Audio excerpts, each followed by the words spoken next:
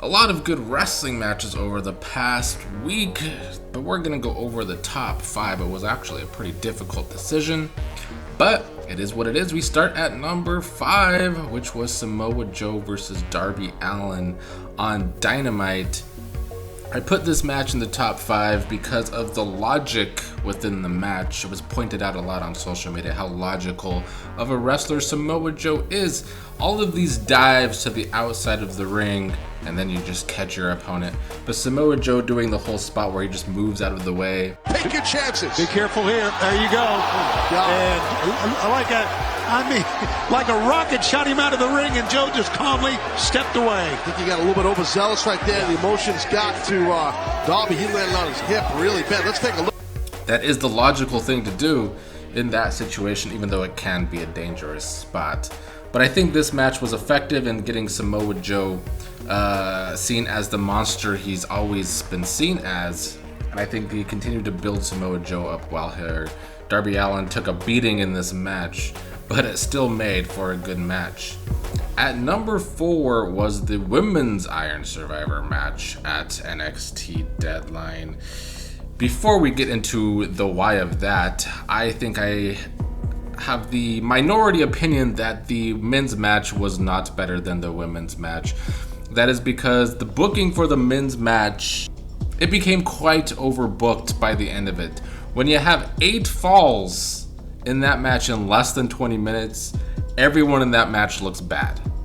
This is the problem with this match in the first place. I said it could be easily overbooked, and the men's match was way overbooked. And a lot of people came out of that match looking bad. But the women's match, it was more of a simple booking formula. It also had the advantage of being the first time we ever saw the Iron Survivor match. And I thought the women's match was more effective in being logical. What makes this type of match so good is the sense of urgency by the end of this match, because you have to beat the score of pinfalls.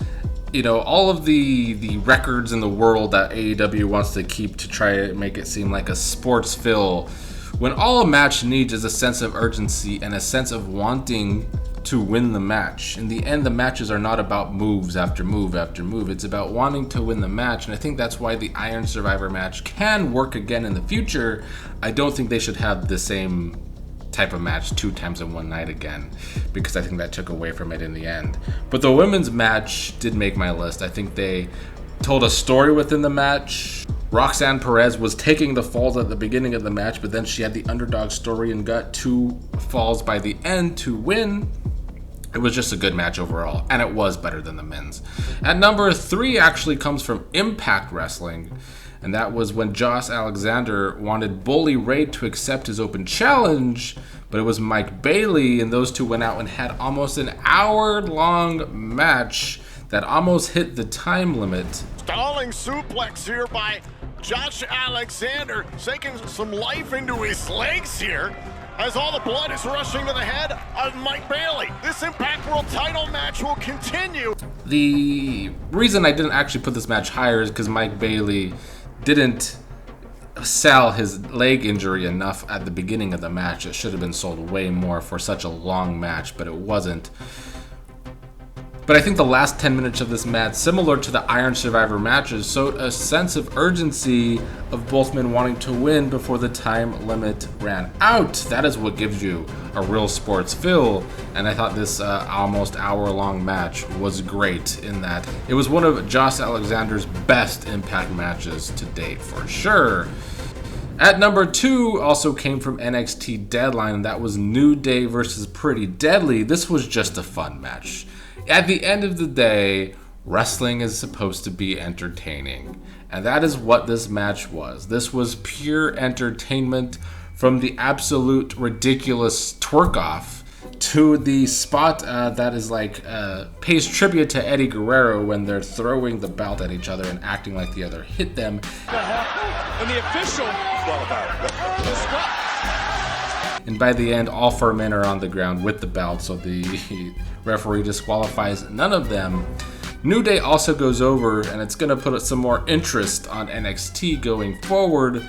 This match was just pure entertainment, and it deserved a very high spot on the rankings for the week.